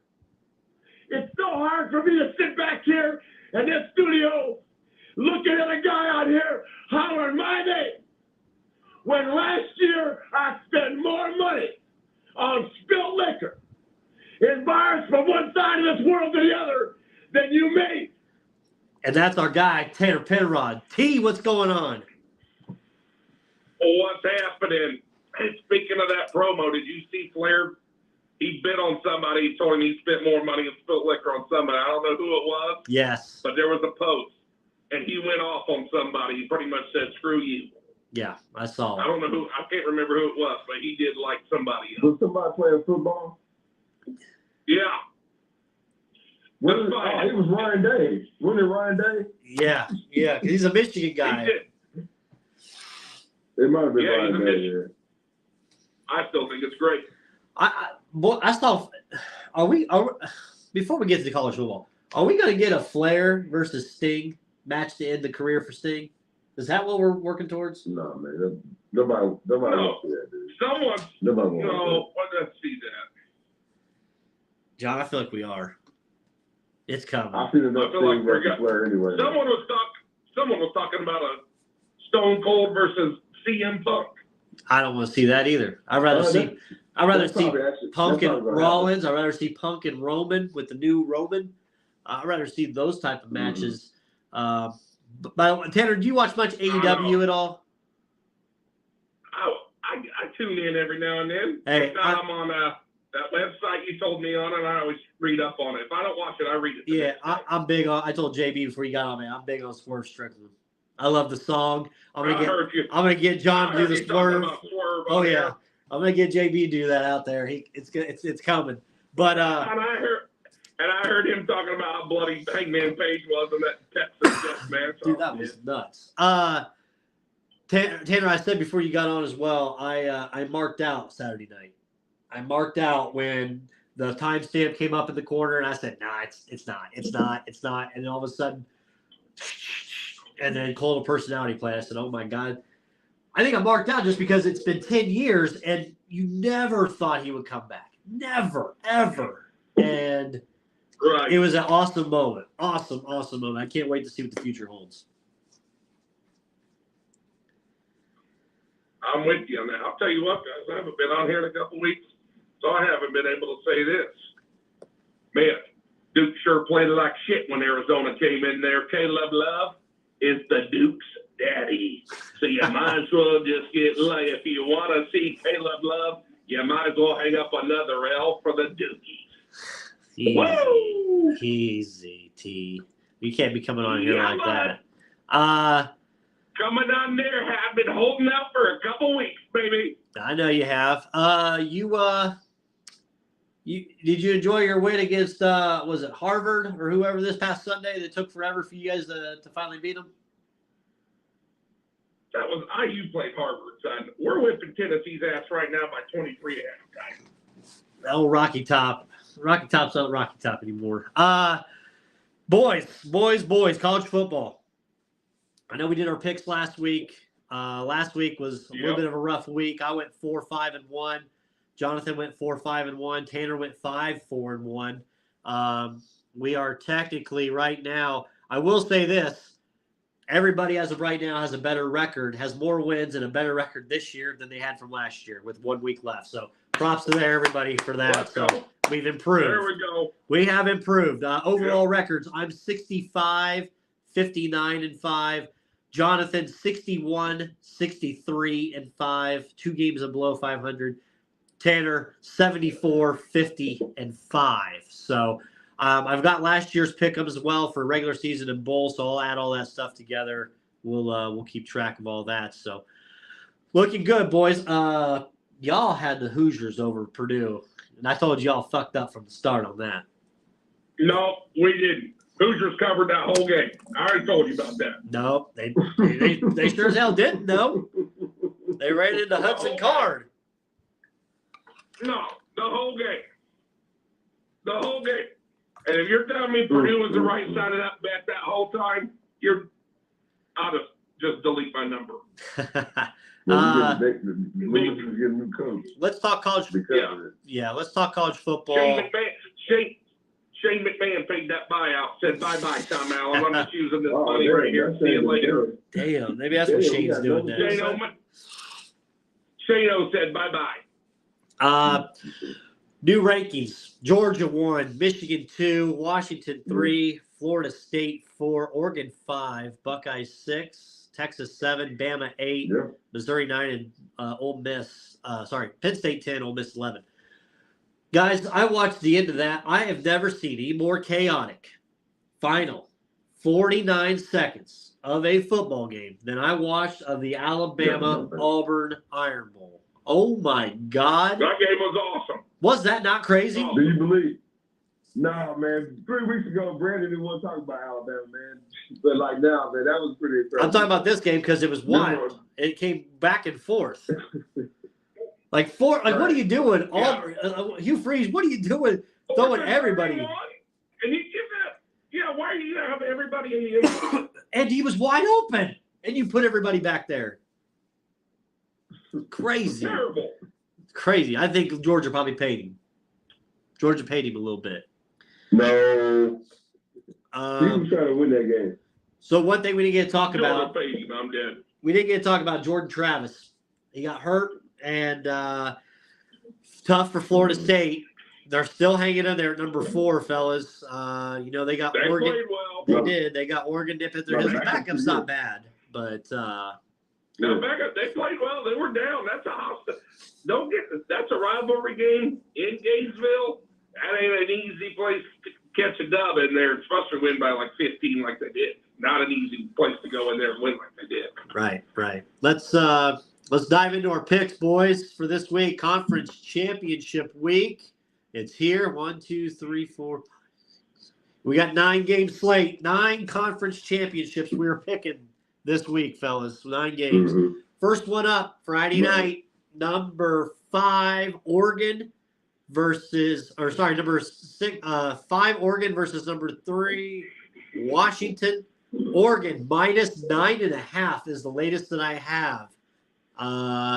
John, we'll let you start. Pac-12 China. Final Pac-12 championship. Man. I think this is where Washington lets it slip, man. They are a real good team, but they don't look as like Oregon's been zipping guys. They've been zipping. They took them off. They took them lumps, man. They've been zipping people, man. I like Oregon in this, man. I just think they're the stronger team going into this game. Okay. Tanner? I like exactly what he's saying. Oregon's strong. I think they're the 3rd best team in the country right now. Man, 9.5 on a neutral. I just think 9.5 might be just a tad too much. So I'm just gonna take the old Huskies. I think 9.5 too much. I think Oregon probably wins by a touchdown, but I like the Huskies to be able to cover 9.5. I went back and forth, gentlemen, on this one. I understand Oregon's the lower seed, and they're also the favorite. They're playing better than Washington. Like you said, Tanner, 9.5 is a shit ton of points on a neutral field for a Pac-12 championship, and Washington's already beat you once. Getting 9.5, God, to give up. I can see Oregon winning by 8, and they get that 2-point conversion to put them up by 8. But also, Tanner, I can see I'm going to take Washington with the points just because I'm going to take the points and run with it. But, Tanner, can't you both see like a pick 6 or something at the end just to push that over to like a 13 or 14, like a 12, 13-point win because we get I could see him being down a touchdown and needing something, and Penix pulls his old IE forces something, and it goes. Yeah, it's just I'm going to take. Yeah, I don't like it, but I'm going to take Washington with the points. It'll be a bad beat. It'll be a bad beat, but I'll take it if that's what happens. Yeah, I think all 3 of us are in agreement that Oregon's going to win. I think me and Tanner are going to take Washington with the points on this, so it's a little too much. Big 12 championship. Surprisingly, number 20, Oklahoma State versus Texas. Texas is 14-point favorites. I'll go first on this one. I'm going to take Texas minus the 14. I think they easily beat the Cowboys to try it because they need style points. Y'all, there's a lot of teams that need style points this weekend. So I think Texas is going to do what they can to get those style points. I'll ditto you. They got to win. They got to win in convincing fashion, especially if Bama pulls an upset against Georgia. So if they want to get in there, they're going to need to win by 2 touchdowns or more for sure. Mm-hmm. So, yeah, I like the Longhorns too. Oklahoma has a State hasn't shown me enough. And I just think Longhorns can get in there. Brock Ewer said he's coming back next year. He's just going to build and probably be one of the best quarterbacks to go out next year. So, yeah, give me the Longhorns. Okay. John.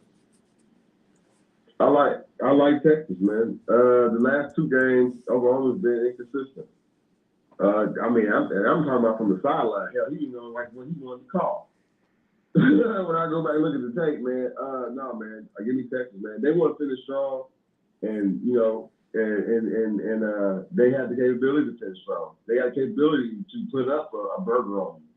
You know what I'm saying? They want to impress people just in case. You know what I'm saying? Iowa does beat Michigan, or which we know ain't going to happen. Or they want to, you know, or just in case, you know, say Georgia does beat.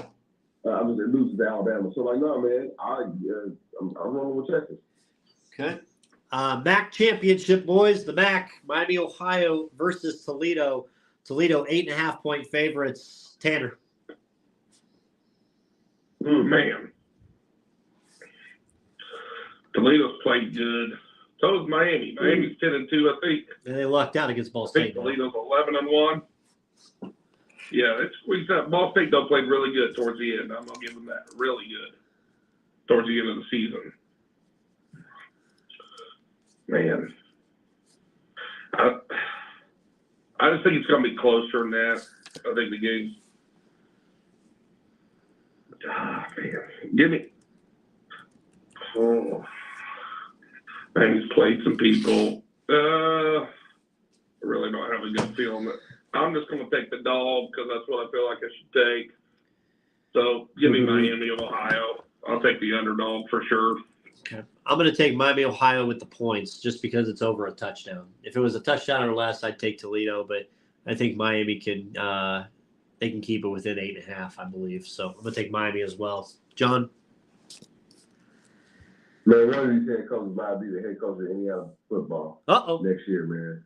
I'm going to go with Toledo, man. What the hell are they? Man, you know what? Ohio got some halfway decent football teams, man.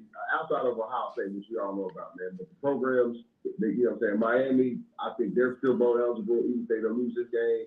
Toledo definitely bowl eligible, you know what I'm saying? You know what I mean? Whatnot, man. So, like, man, hey, listen to my deep dive in some of those programs. I know, you know what I'm saying? They're going to get robbed, you know what I'm saying? From the NIL standpoint, so, you know what I'm saying? Somebody's going to come get those players, or somebody's going to get one of those coaches next year, so. Yeah, you know what I'm saying? But, like, it's good to have, you know what I'm saying, that Miami team to be an underdog. And, you know what I'm saying, because, you know, next year they might, you know what I'm saying, be at the bottom of the barrel of the match. So, right. like, no, man. As far as this game is concerned, man, I like the Toledo's been the strongest team in the MAC this year. I like to see them finish even stronger and win this game. So, give me Toledo. Okay. Mountain West Championship, Boise State versus UNLV. Boise State 2.5-point favorites against the running Rebels here. UNLV 9-3, Boise State 7-5. I'm going to take Boise minus the 2.5. I'm going to go with the lower team there. I'm going to take Boise minus 2.5. I think they win the Mountain West. Sorry, Rebels. Hey, man, give me the Smurf turf. You already know, man. Okay. John or Tanner? Oh, man, oh, man, oh, man. I'm trying to. UNLV had some good quality. They played Michigan, remember? They was the ones that got ran over. Yeah. Like they did. They did. I'm going to go UNLV in this one. Okay. I think they've had some. They got some tougher play. They played there for. They played some tougher. I think just because their schedule was a little harder. I think they played a little bit better competition. Even though Boise did, they had some good ones. They played out Washington. Got absolutely dumped. Yeah, they did. Yeah, they did. Oh man. Played at Colorado State almost. I mean, this game's going to be good. And it's in Vegas. And it's home field. I mean, it's playing at Allegiant Stadium. No, there's really not really home field in this Mountain West, but just for that, that's all I do. I'll take UNLV catching a 2.5. Okay. Let me ask you this real quick, off topic. Colorado, they lost a lot of games towards the end there. Sanders was hurt. They finished 4-4 and whatever, 4-8 or something like that. This past week, their top 2 recruits, quarterback recruits, they've actually both decided to transfer out before they even get there. They've opted out. Is there a problem with Deion in Colorado with these guys deciding to opt out, or what's going on? Like, Deion doesn't have a quarterback now after Sanders is gone, as of right now. You think he's going pro? I think he's going to come back one more year, but I think after that, though, man, I mean. Yeah, true. Didn't he have a quarterback going there from Indiana or something? He did. He just backed out. He decommitted. 2 of them did. They're top 2 quarterbacks in the. There was like top 50 recruits. 2 of the quarterbacks were for Colorado, and they both backed out the 3 days apart. He still got his running back. He still got his, defensive lineman. I don't know, Brent. I really don't know if they're going to be raiding anybody else's kitchen as far as when it, as it comes to NIL. There's going to be a mass exodus. And some of these teams, these 93 teams, these consolation bowls, or whatnot. So that's kind of where it's at with there, man. He went back. He got, Deion got in front of him, man. He says, in a roundabout way, the same thing that Ryan Day said. We need more money to get the better players to come here. He can be the beacon all he wants. He can be a great coach all he wants, but if you don't have and I remember I said it, man. If you don't have a layer, you got to have layers of talent. Now, how many stars of talent is on Georgia's football team right now? How many stars of talent is on Alabama and even Michigan football team right now? You know what I'm saying? So I think that's where Deion has to get it, right? You know what I'm saying? He had a horrible player over usage even after the second game. You know what I mean? So they just got to get some, some more depth on that roster. Okay. All right, boys, let's continue the pick-up second half, the final 5 games. Yeah.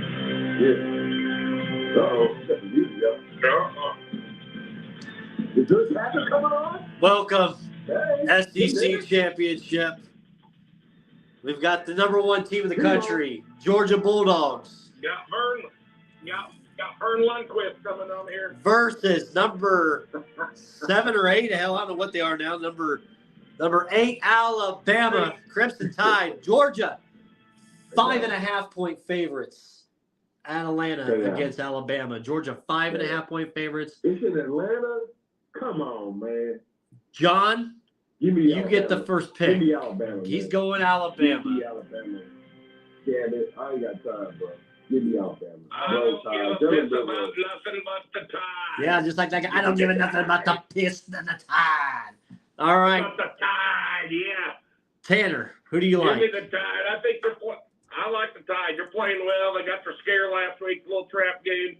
Rivalry, always hard. They're playing good. Milrose slinging a little bit better down there. Georgia's a little banged up. I know they're resting Brock Bowers. I think if he takes one good hit, he's probably going to be out of the game. So, I think, I'm no bounty hunter, but if I know that leg's hurt, if I'm tackling. Damn. Right. Yeah. Right. I'm not sure, but I know he's banged up, and I'm going after it. Yeah. So, yeah. Okay. I'd say, Saban baby's got those boys going. They're going to cover that 5.5. I really want them to win because then it'll really mess up this whole bowl thing. I want them to win. I want Oregon to win. I want it all. Then Texas to win. Everybody has these 1 losses, and then I want to see what the committee does. Probably takes a shit down their leg and puts the wrong team in there. You don't want Florida State in there. Let's be real. Come on now. You don't want Florida State in this. Maybe with Jordan Travis, but not this Florida State team. Well, my North going to get a championship. So I've went back and forth the last 4 weeks of how I was going to pick this game, just based on how teams are playing, the stats. Up until last week, I kept telling myself when I do bet this, because I will bet this game, that I'm taking Alabama plus the 5.5. I was going to take Alabama plus the 6 when it was 6. That Alabama's playing better, and Georgia just really hasn't done it, right? Brock Bowers was hurt or whatnot. Bama was playing great. They had the scare this past week, which I know that's kind of teetered me back a little bit. You know, it's Auburn, damn, and yet I know it's an Iron Bowl and all that. It's on the road. SEC games are tough, and it scared me. But I trust Alabama's quarterback more than I trust Georgia's quarterback. And in this game, I just can't trust the dude. But Georgia they're back-to-back national champions for a reason. And 29 in a row. Yeah. And I'd be stupid to think that Georgia can't go into this game and win it. And I went back and forth. I went Georgia first, and then during the middle of the season, I decided, hey, Alabama's going to be my pick. Alabama was my pick as going into this week. I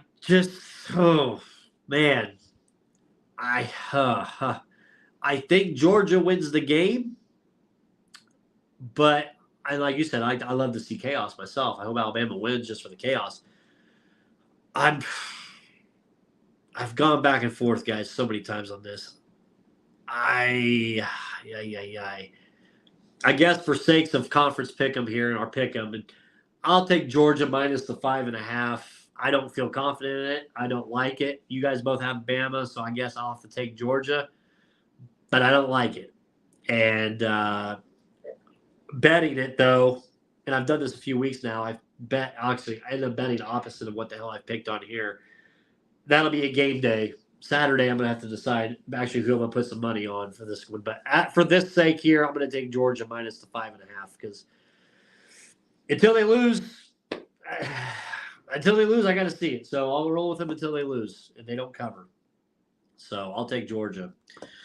I don't feel confident, but like I said, AAC championship, SMU versus Tulane. Tulane minus 5.5. Boys, I love this Tulane team. I know they lost opening the season, but I love Tulane minus 5.5. I think they cover against SMU. High game. Take the over in this game. Tulane minus 5.5 in the over. Man, SMU would like to run it up on you, man. They're like a little brother, Big 12 team. You know what I mean? But like, no, they're gonna love SMU in the SEC next year. You know what I'm saying? As they pay for everybody's volleyball team. But like, no, man, this game, man. Give me Tulane. They're a real football team, man. And I'm not saying Tulane ain't, man, but like Tulane. SMU is not, man. Tulane is built on all three levels, man. I think they're solid, man. So I'm going with them. Okay, Tanner. So I'm gonna roll with the green, man. We'll just make this a big green wave. I think they've been playing well. Their one loss was to pretty. You would love it. To the Lane train. Yep. So yeah, they lost 37-20 there to the Lane train, but I mean they had a home game. The Lane train even went to Tulane, so that's kind of risky on his part. That would have been a big game. But I think they're good. I think that quarterback's healthy now and everything. I think just give me the green wave. We'll make it easy. I think they win by a touchdown. Okay. Snap calls on this next game. Sun Belt Championship, App State versus Troy. Troy minus 6.5. Give me App State plus a 6.5. Tanner? I'm with you. When App State went in there and beat old James Madison when they were undefeated. Yep. So I think they got a lot of stuff rolling when game day rolled in there and they won on the road. James Madison, who's been trying to get in there, said they don't want to sit out for 2 years. And then they went in there and it was hostile that day and won. So yeah, real quick, give me App State. They've been in big games. They know how to play. Yep. Beat Michigan. John. They know it. I'm going with Troy, man. Shit. He's taking Troy. Well, you know what? Some people. That's all this next game. Three foolish men, that puts you right in that category. That sound like never gets old. Oh, I know, right? The Big Ten championship here in Indy. Number 3, Michigan, minus 23.5 versus Iowa. Guys, I'm taking Michigan minus 23. Harbaugh is back. He's going to be pissed off. He wants style points. I don't see Iowa scoring a touchdown in this game against this Michigan D. Yeah, they would. Come on, Brandon. Iowa's team total over 6.5. Yeah, that's it. Just 6 points. That's all their team total is from Vegas. Yeah. It is. It's 6.5. It might have went down more. They're not getting over that. No, Michigan's romping them. This is a dog walk. That's coming. Stop it. They aren't. They're not, John. I'm telling you now. Brandon, Tanner, you want to do a pick? You want to take it with me? Tanner, me and you take the team total under. Yeah, I'll take the team under. Let's put a bet in Saturday, me and you, for this. Let's do it. Let's do a team bet. What's Ryan Day? What is Ryan Day's bowl record? Ain't it like 54-7? His total. Against this college football playoff teams, it's 1-5. No, not his goal record, but it's like his overall big game record, like 54-7, something like that. I thought. I don't know, man. They're gonna put it. I don't know. No, Brian Day's overall record's like 56-4. 3 losses to Michigan and 1 loss to Oregon. Outside of that, they lost to Georgia too. They lost to Oregon and 3 times. That's all 8 times he's lost in season. 3 to Michigan, 1 to Oregon. Oh, in the season, yes. So he's gonna put up 55 points. I'm saying Harbaugh's they're gonna score 55 points. Just to rub it back into Ohio State's face. They're gonna score 55 points. So that means Michigan covers for you. Okay. Tanner.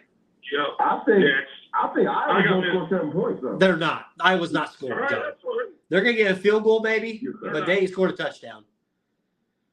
Yeah, Reef, I'm all over snap call Michigan easy. They're gonna dog walk the Hawkeyes back to Iowa City. They're not gonna score a touchdown. I don't know why these sharps are. I see it down to 21.5. I don't know why. You better put some respect. You better put some respect on them Iowa Hawkeyes. Man. Let me tell you this: how many times they raised the banner? The Big East. I mean the Big East. The Big Ten. Come on, man. No, listen. For football. But listen, enough. But Tanner, the spread is 23.5. The over under is 35.5. It's 35.5. Yeah. They're going to cover that themselves. I'm taking the over. Yeah. John, they ain't going to score. It's going to be a bloodbath. I'm taking Michigan 6 ways in this game. They are going to dominate this. First half, beat the fuck out of Iowa. Game, first quarter, first half, game. Yep. Total. Name it. We're taking it all, Tanner. Me and you. John, you can clip this. Michigan is going to beat the piss. 2 cities. Jonathan Burton love you. It was them. It wasn't me. 2 cities. Don't turn the lights on. Michigan is going to beat the piss out of Iowa Saturday night. Des Moines, we love you. Des Moines, we love you over here. Send all those Des Moines people that are on social media my way, and I'll tell them. Oh my goodness, guys are idiots. And 3 foolish men, that puts you right in that category. Thank you, Dan. The last one, the ACC championship, Louisville versus number 4, Florida State. Florida State, gentlemen, the last I saw, 2.5-point favorites. I'm going to take Louisville. I'm taking Louisville plus the 2.5. The Fighting Jeff Brahms. Going to do it. You finally going to take Jeff Brahms. You haven't took him all year, Brandon. This is it, baby. Upset Florida State. Get them out of there. They don't belong. Not with Jordan Travis out. They don't. They're going to win, though. I have a feeling Florida State's going to win. Probably. And it's got to be. Louisville should have won last week. Shame on them. Right.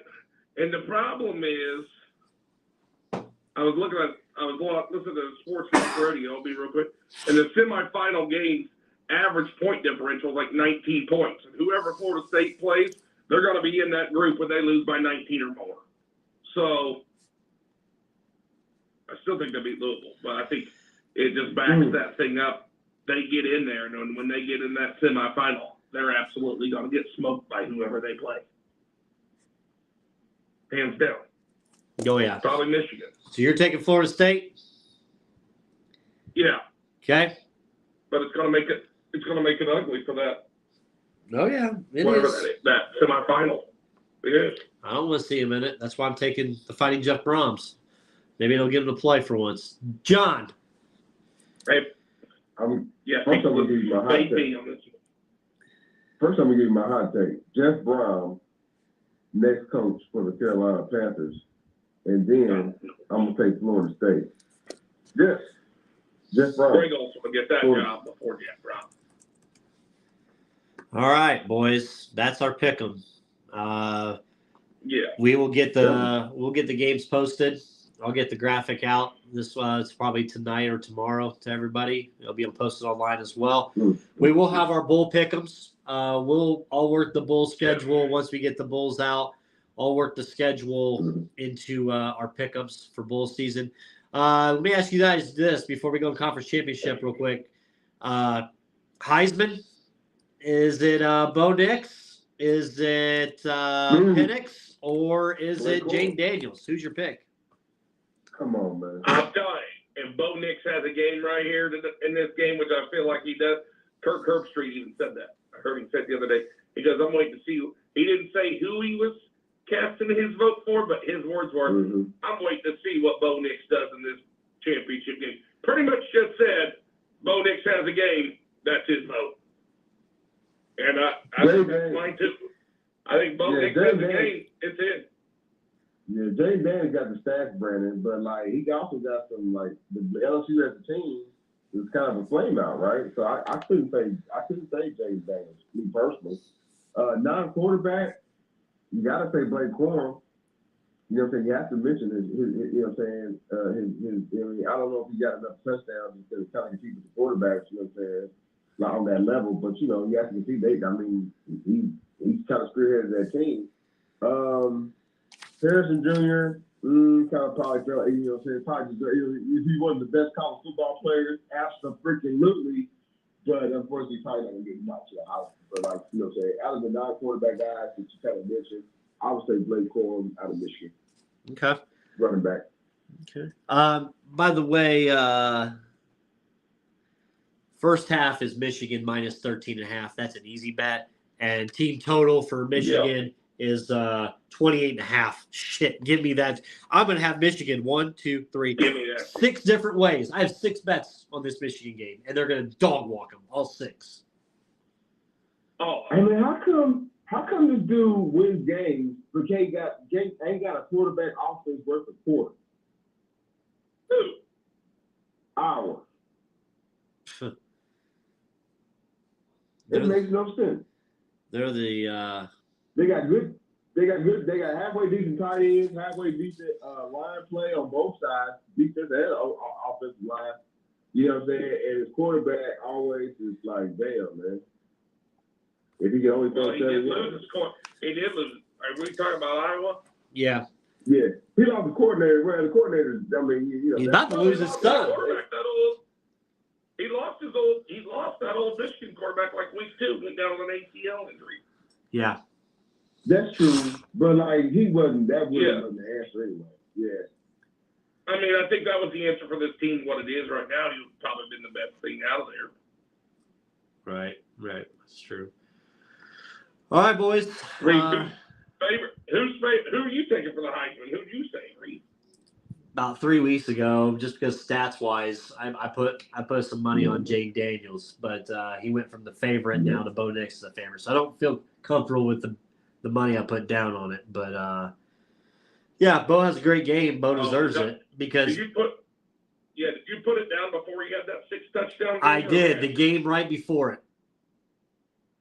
I mean, Okay. It wasn't much. I put 20 down. It was going to win me a decent amount of money. Yeah. So I kind of hope it still happens for that sake. But I think Bo's got more to play for. Bo's getting that extra game. Right. So I think that's – as long as he has a good game, he doesn't fucking throw interceptions all over the place. I think it's wrapped up. But it's hard for him to throw interception. He completes it like 80%. I know, right? Exactly. Exactly. What's the weather look like? Does anybody look at the weather for that game Friday night? I didn't even look. Where's the game even at? Guess what? It's a neutral field, Allegiant Stadium in Vegas. Weather's fine. They're going to dominate them. Man, Vegas is holding two of them right in a row because they got that game on Friday night, too. They got that. Well, that one's on Friday. That one's on Friday, so the other one must be Saturday. Yeah, they're banging them up down in Vegas, just making all the money. Yeah, for sure. So, all right, T. It was a pleasure, my man. Good luck this weekend. All right. We'll continue the conversation. All right, sounds good. We'll be in touch. All right, later. See you, buddy. All right, that's that. John, we got our guy here. D-Cot, I'm going to put you on. You got 3 minutes before we have to cut. What's up, D-Cot? Hey, I needed to listen on the phone, man, because my internet was giving me issues. So I got 3 things I want to hit on. I sent you all the message. First one, I want to talk about the Pacers. JD, you hit it right on the head. The way they're playing is all great, getting up and down the court, scoring points. They're not playing defense. And on top of that, when that's with the Portland game, when you're playing, and you continue to shoot threes and you're not making those shots, that's what happens. They don't have a pivot. They don't have a counter to missing threes. What they do, their counter is continue to shoot, right? And that's what puts you in a position. You talk about a team that was on a back-to-back, and the game wasn't as close as 4 points, by the way. It wasn't that close. So that's very disappointing. If they don't get a pivot, just like I said to you guys at the beginning of the season, Rick Carlisle must go. But unfortunately, he signed that 4-year deal, so we're stuck with it.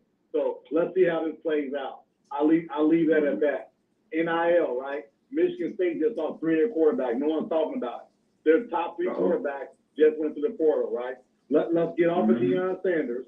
Every team is losing players. Stop it. Right. Stop it. Well, the first thing we want to talk about is Deion. These guys are 2025 prospects. They couldn't even sign till a year from now. So let's pump the brakes on the Deion mystery. LSU lost 6 big commitments. Yeah. And I promise you, Bama's gonna lose some people. So let's leave the Deion misery alone for a while, right? Because everybody's losing them. Yes, he brought a lot of attention to himself. Yes, he talked a lot of games. But guess what? There's other coaches that didn't talk games and are still losing players. So let's leave that at that. The other thing is you're talking about $1 million to $1.5 million for a top quarterback in college football right now. So money talks, and you know what, Walt? No worries. Right. Those teams that got the pockets, they'll make it happen. I don't see that being an issue whatsoever, not just for Deion, but for whomever else, right? They're going to have to pony up, and I'm glad these schools are going to have to pony up. Finally, the players have some power and some opportunity to make some things happen. So I'm loving that for sure. Third thing, out the SEC. I'm just hoping Bama can keep it close. That's my hope. I'm hoping we can keep it within 3 touchdowns. Because, you're talking about the dominating Georgia Bulldogs. They've got the best tight end ever played college football. They've got 29 wins in a row. I don't know who's the last team to be. I have no idea. So I'm just hoping. You're not going middleman, are you, on us? No. Listen, John, it sounds like middleman. I'm only speaking about what I've been hearing for the last 4 days. They don't have a chance. No. So they don't have a chance. They had a quarterback with the beginning of the season who was not going to be the starter. He's a bum. He's inaccurate. He's done. They don't have a. There was some doubt. The offensive line is terrible. If they can keep it within 3 touchdowns, I'd be happy. I just don't see it happening. For them. It's been a nice run. Really appreciate that run, but let's ramp up for next year. They have to win the game. Hey, listen, Brandon, my voice is changed. I'm kidding. Brandon, my voice says they have to win the game. Baby, I'm kidding. But listen what I'm saying, right? I see it as a close game. I see it, coming down in the fourth quarter. My hope is that Jalen has the ball in his hand, which gives them an opportunity. I'm hoping that Georgia comes in a little bit more relaxed than they need to be because the way they've been dominating everybody. That's my hope. I don't think it's going to happen because Kirby is, he learned from the best. So I got a feeling it's going to be one of those situations where the fight to the finish is going to be there. And what Right. I'm hoping is that last quarter win. And that's the hope. We'll see what happens. But I just, we'll see. I'll be watching it for sure. Okay. It's gonna be a close Those one. are my quick 3 things. I want to talk about more about the Pacers, but I know my time is short and I don't want to mess it up. So we'll probably do something on Facebook, and maybe you guys can go live or something. We can do something like that. Sounds great. Thanks, Absolutely. D-Cop. Appreciate you, All right, fellas, be safe. too. All right, John, you want to wrap us up, my man?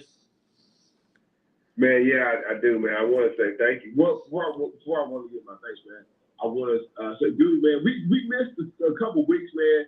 Shout out. I know we don't do shout outs, but we're going to do it real quick. Shout out to Ronald Cooley.